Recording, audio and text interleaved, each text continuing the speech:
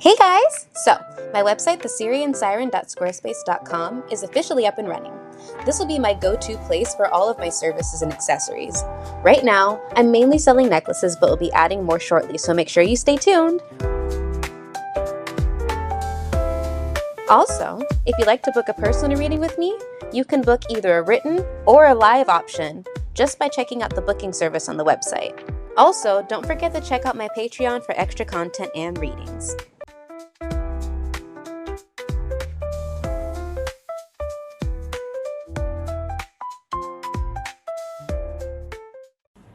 Hi Scorpio, how's my favorite?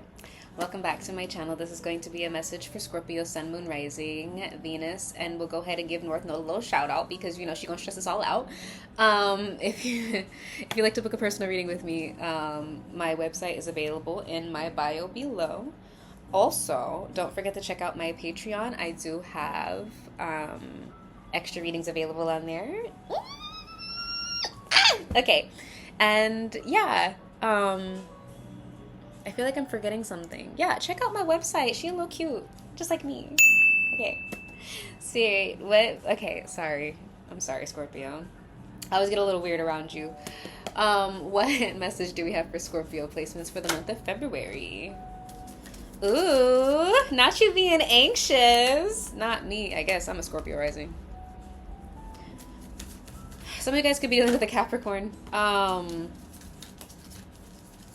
Ooh, you're not playing about something in September. I keep saying September. You could be dealing with a Virgo too.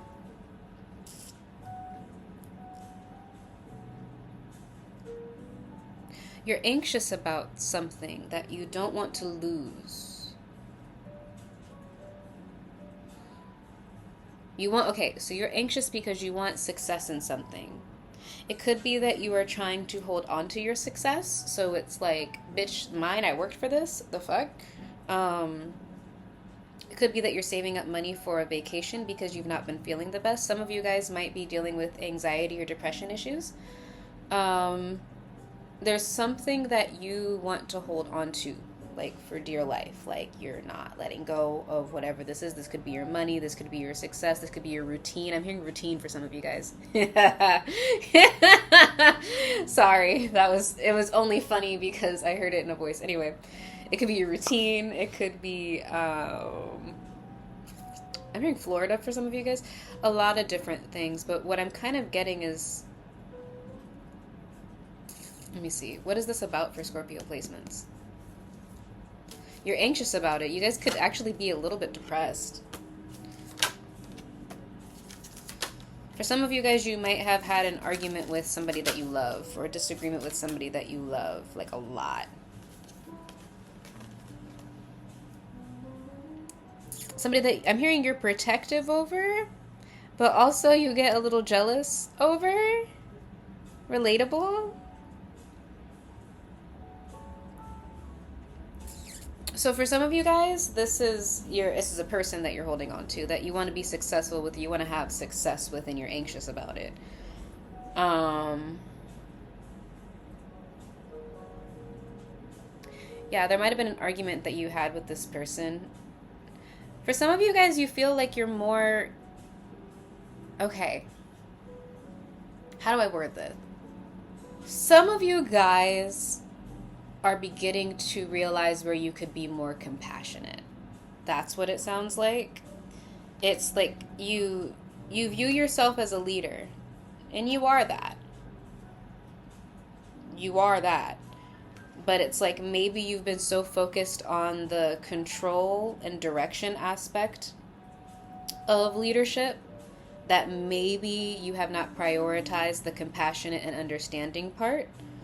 I was just talking to a friend of mine earlier about how, like, people that are raised in, like, hyper-masculine environments really struggle with that harmonious Venusian energy, where it's like it's more of a collective, like oh, I think about you first before you think about me first, because hyper-masculine environments are me, dog eat dog. Like, this is a competition, this is a battle. Me over you. Like, it cannot be you and I together. It's me over you, bitch. You're beneath me. I have to go. You understand what I'm saying?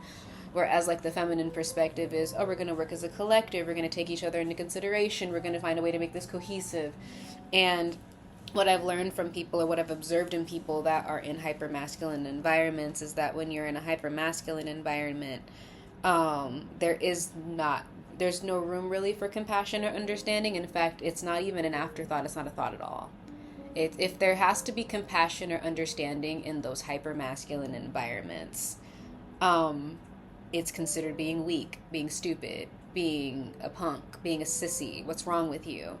You know what I'm saying? And then what ends up happening is the emotions don't go away. Whatever it was that you were feeling doesn't go away. It gets buried, and then it turns into resentment. You know, I think about it like when we're talking about a piece of bread that you threw in like a dark cabinet, right? What's going to happen to that piece of bread? It's like it's going to fester. It's going to grow mold on it. Eventually, you're going to have a whole different fucking not biosphere, but you get what I'm saying. It's like you're going to have your own little ecosystem right there in your fucking cabinet because of that one piece of bread that you left in the dark and you forgot about. Well, it's not going to let you forget about it. Now you got fucking flies growing off of it and shit. You know what I'm saying? It's like that. And it's kind of giving me that energy of like, maybe you were going into a Venusian situation, a harmonious situation with Martian energy.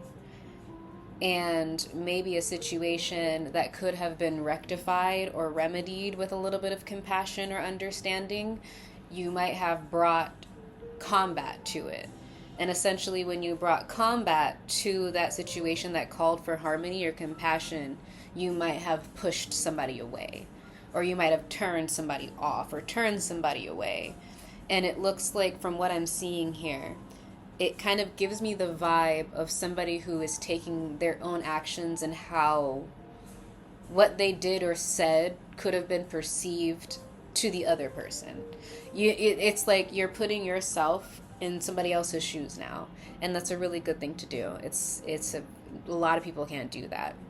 And that's what it kind of looks like. It's like maybe there might have been a disagreement, or there might have been an argument, or not seeing eye to eye, and you might have addressed the situation aggressively as opposed to being inquisitive, right? Like, what did you mean by that? Or are you saying X, Y, and Z? Or what exactly did I do? Or, you know what I'm saying? Opening up the opportunity for there to be a mutual understanding, or for there to be a resolution. It was like the resolution in your head at that point in time was winning and being on top, but there was no winner in that situation. You know what I'm saying? So it's like you might have felt justified in that moment, but it was really just you acting on emotion, and that intense emotion might have broken something or damaged something. And now you're beginning to realize, as you're looking back on it with like your hands, like, oh, why did I do that? Like, it's kind of that's what it kind of looks like. And it's like there's this anxiety that you're feeling because you want something to be successful. And you could even be depressed about it, especially if this is coming down to like your relationship with like your kids, or your relationship with like your partner, your family, or friends. It's like there is remorse here over that, where it's like a fuck, why did I do that? It could even be something that like maybe you're aware of, but you're not aware of it in that moment. It's like in the intensity of the moment, Scorpio, you're in your head, you're defending yourself, you're protecting yourself. But what happens when you're protecting yourself from nothing? You're swinging your sword at somebody that's not fighting with you. You just stabbed a person for no reason. Or you stabbed a friend for no reason. You know what I'm saying? It's like this person's coming to you and completely at peace, and then you just stab them in the heart. You understand? And then it's like, why did I do that? Well, I was anticipating you to do this. Well, why are you anticipating that? And that leads to some sort of, and I'm saying this to you as a Scorpio rising, my whole life consists of this energy, so I understand, because I ended up reading this one article one time where it was saying, why do Scorpio risings always seem to be in conflict? And somebody said this, and I'm not going to hold you, like, it was a very humbling thing to read, where it was like, Scorpio risings are, yes, they do constantly encounter conflict, but they also create conflict because they're looking for it. And I don't feel like I look for conflict, But sometimes my response to very arbitrary, meaningless things is unnecessarily aggressive. Why are you so pressed about this? It could be passionate. Sometimes it is passion, right? But we can be humble and we can be real with ourselves and say, am I harboring some resentment toward this one concept or this one thing and I'm masking it with whatever? It's like, why am I feeling so intensely about something that's so random or so minuscule? And it looks like something like that, which I would want to be the first person to applaud you, Scorpio, because most Scorpios that I know are very much traumatized, myself included, very much traumatized, and there's not one Scorpio on this planet that is not adapted to be that way. I feel like any Scorpio placement started off like anybody else, where it's like you were open and you were excited to meet people and to connect and to whatever like that. And it's like Scorpio's karma to see the darkest of people. Whereas, like with my Capricorn sun, with Capricorns, you're kind of dealt the hand of immaturity. It's like you're always the person that's bringing structure to just sheer fucking chaos. It's like nobody can get it together, so you're constantly encountering immature people. Scorpios encounter the darkest of people. Like, oh, that guy was just mean to you, that guy tried to kill me. Like that's the kind of things that Scorpios go through. Or it's like, oh, he just pushed you, that dude like had me mugged. Like, it's like whatever it is that you've experienced, Scorpio has experienced the absolute worst of that. That's what happens. It's 8th house energy. So it's like, with that having been said, there's not one Scorpio that I've met that did not learn to be defensive, did not learn to be combative, did not evolve into a version of themselves that they are now because of self-preservation. But then this is the part that I will go ahead and hand off to you, myself being Scorpio dominant, is that what happens when there is no threat?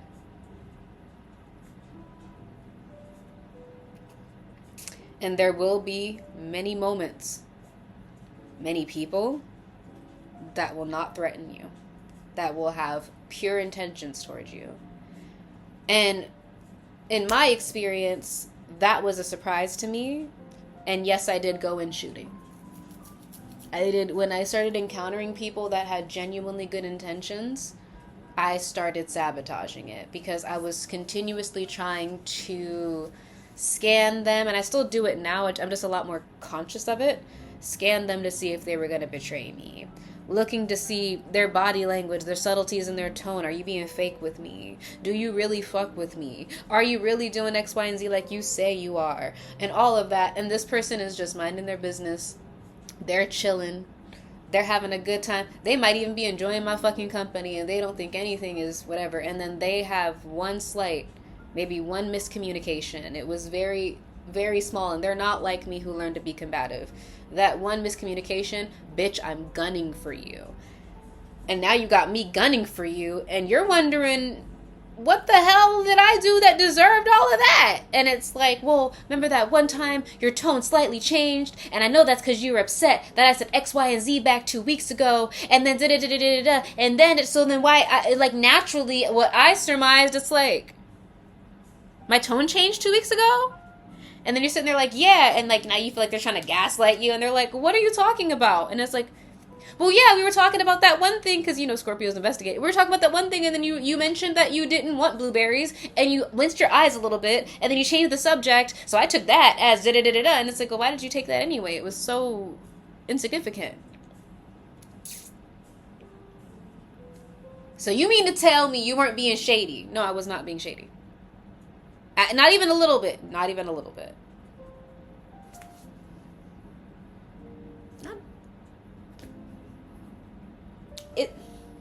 Nah. And then you go through the denial because I've never been wrong before. I've never been wrong before. I've always protected myself from dangerous situations since I was a child. This is not a dangerous situation. You're not in danger. In fact, probably a lot safer than you have been in the past. But you are treating the safe situation as though it were a threat to you. What ends up happening when you do that? Well, you run people away. People that love you. And then some people with Scorpio placements, my dad's a Scorpio moon. Some people with Scorpio placements will take that and this is where I'm applauding you, Scorpio, will take that event of somebody leaving because you push them away, and I'll be like, see, that's the reason why I don't be getting in relationships, or I don't do X, Y, and Z, but will completely overlook the fact that you did all of this fucked up stuff to push that person away.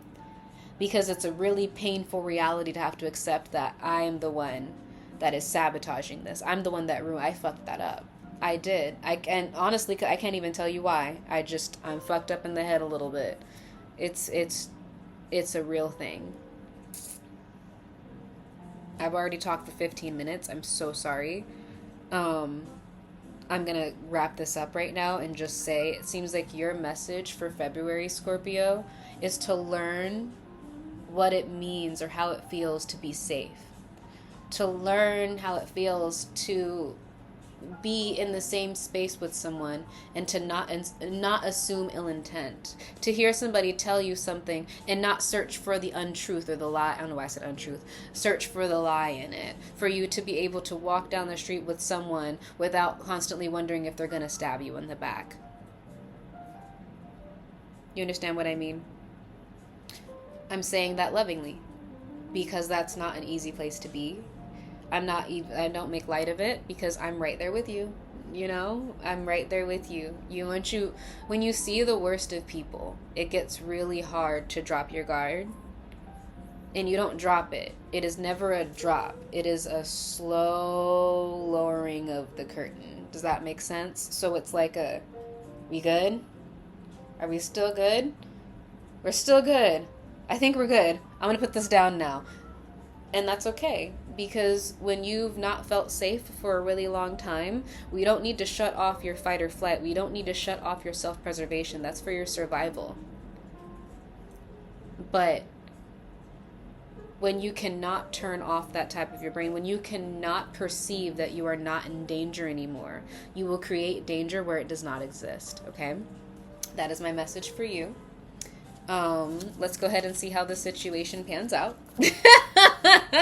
And then I'll do your love reading. I'll do your love reading today. I'll do yours. Okay. What final messages do we have for Scorpio for the month of February?